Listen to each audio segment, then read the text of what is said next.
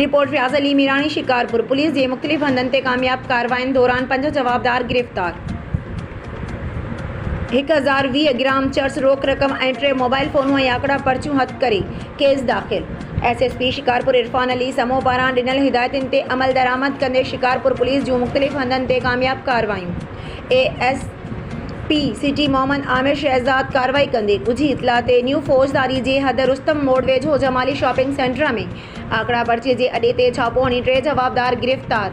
9900 रोक रक़म ऐं 3 मोबाइल फ़ोनूं ऐं आकड़ा पर्चियूं हथ कयूं आहिनि। थाणे न्यू फौजदारी ते केस दाख़िल कियो वियो आहे। गिरफ्तार जवाबदार जी सुञाणप फरहान शेख, निज़ामुद्दीन शेख ऐं रोशन संजराणी तौरु थी आहे। लकी गुलाम शाह पुलिस जी कार्रवाई। SHO लकी गुलाम शाह जहांगीर खान चांडियो दौरान गश्त फाटक 1 वेझो कामयाब कार्रवाई कंदी जवाबदार जमालुद्दीन वल्द हुसैन बख्श रिन खे गिरफ्तार करे संदसि जे कब्ज़े मां 1020 ग्राम चर्स हथ करे मंशियात एक्ट तहत केस दाख़िल करे वरितो आहे। सुल्तान कोट पुलिस जी कार्रवाई। सुल्तान कोट पुलिस दौरान गश्त दोसवाह वेझो कामयाब कार्रवाई कंदे घुरिबल जवाबदार मोहम्मद नवाज़ वल्द मोहम्मद मुराद बखराणी खे गिरफ्तार करे वरितो आहे।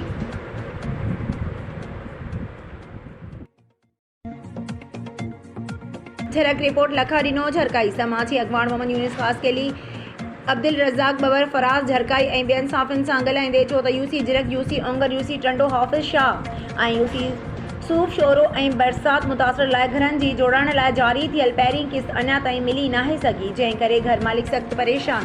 हिननि चयो त संदन ॻोठ में केतिरा ई नवां घर सर्वे करण बाद मंज़ूर थिया आहिनि, पर घर जोड़ाईंदड़ NRSP जो अमलो असांखे घरनि जी किस्त जारी करण लाइ तयारु न आहे, जेकी रुॻो मनपसंद माण्हुनि खे नवाज़ण में पूरा आहिनि। हिननि इल्ज़ाम हणंदे चयो त जंहिं बि फ़ौरियत जो घर मंज़ूर थियो आहे उन खां घर जोड़ाईंदड़ तनज़ीम जो अमलो पहिरीं किस्त मां ई 15,000 रुपयनि जी तलबी करे रहियो आहे। न ॾींदड़नि खे आसरनि में रखी रुॻो रुलायो थो वञे, जिन जा एजेंट बि सरगर्म बणियल आहिनि। हिननि चयो त साणनि गॾु ॿिए बि काफ़ी ग़रीब फ़ौरियतुनि जा घर मंज़ूर थिया आहिनि, जिन जा घर ई न आहिनि, जिन खे बि आयल पहिरीं किस्त बि मिली नाहे सघी, जिन ख़िलाफ़ केर बि कार्रवाई करण जे लाइ तयारु न आहिनि। वज़ीर आला सिंध समेत समूरनि वस वारनि खां घुर कई त साणनि इंसाफ़ करे संदन ॻोठ जी मंज़ूर थियल समूरनि ॻोठाणनि खे जल्द घरनि जूं आयल किस्तूं जारी कराए ॾिनियूं वञनि, जीअं हू घर जोड़ाइण जी शुरूआत करे सघनि। ॿी सूरत में सख़्तु एहतजाज कयो वेंदो। रिपोर्ट रियाज़ अली मीरानी शिकारपुर। ज़िले शिकारपुर में धाड़नि जो कहरी कार्रवाइयूं जारी। नए SSP शिकारपुर इरफान अली समूह खे ॾोहारियुनि जे सलामी। शिकारपुर जा माण्हू धाड़ेलनि जे निशाने ते सरेआम अगवा जे वारदातुनि में इज़ाफ़ो।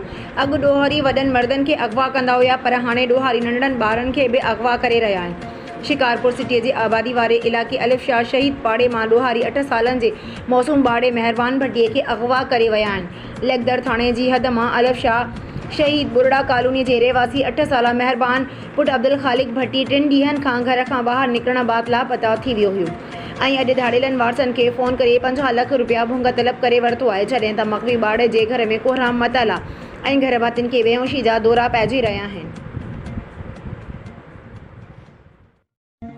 सिजावल साफ़ी इम्तियाज़ मेमण। सिंध हुकूमत जूं दावाऊं कूड़ियूं साबित। हिकु तरफ़ वणकारी वारो प्रोग्राम सरसब्ज़ जंहिं ते करोड़े रुपया हर महीने ख़र्च, ॿी तरफ़ इरीगेशन ऑफिस जे ग्राउंड ते बीठल वण उन्हनि खे वॾे लखे रुपयनि में विकिरो करे रहिया आहिनि, जॾहिं त इरीगेशन इंजीनियर सिजावल इम्तियाज़ अली भोगरी अहिड़ो लेटर ॾेई DC सिजावल SSP सिजावल ऐं ॿियनि वस वारनि खे ॾिनो। उन जे बावजूदि इंतिज़ामिया को बि क़दम न खयो। मालूम थियो आहे त इंजीनियर इरीगेशन खे कंहिं बाअसर जी फ़ोन अचण खां पोइ मसइलो थधो थी वियो आहे। मटियारी रिपोर्ट अज़ीज़ गुल ख़ैबर। सिंध हुकूमत खे तरक़ियाती कमनि में कम जे मयार खे बहितर करणु घुरिजे। सिंध जा रोड रस्ता मुल्क जे ॿियनि सूबनि जे मुक़ाबले में नाक़स तामीर कया वञनि था। हुकूमत अचण वञण वारियूं हूंदियूं आहिनि, जेकी हुकूमत अवाम जी सही नमूने ख़िदमत नथी करे सघे, उन हुकूमत हुजण जो को फ़ाइदो अवाम खे नाहे। अहिड़ो इज़हार मेंबर क़ौमी असेंबली पीपल्स पार्टी जे मरकज़ी अॻवान मखदूम जमील ज़मान तालिबुल मौला एकेडमी पारां मखदूम ख़लीक ज़मान पारां छपायल शान हुसैन किताब जी रूनमाई वारी तक़रीब खे ख़िताब कंदे चयो त इमाम हुसैन जी अज़ीम क़ुर्बानी इस्लाम जो सर बुलंद कयो। इमाम हुसैन वक़्त जे हाकिम यज़ीद आरो बैत न करे असांखे ज़ालिम सां महाॾो अटकाइण ऐं खेसि हक़ सच ॻाल्हाइण जो दर्स ॾिनो। इमाम हुसैन जे लाज़वाल क़ुर्बानी न फ़क़ति दीन इस्लाम ऐं इल्म खे सर बुलंद कयो, अहले बैत जे इस्लाम लाइ ॾिनल क़ुर्बानीनि में हिकु नओं बाब रक़म कयो।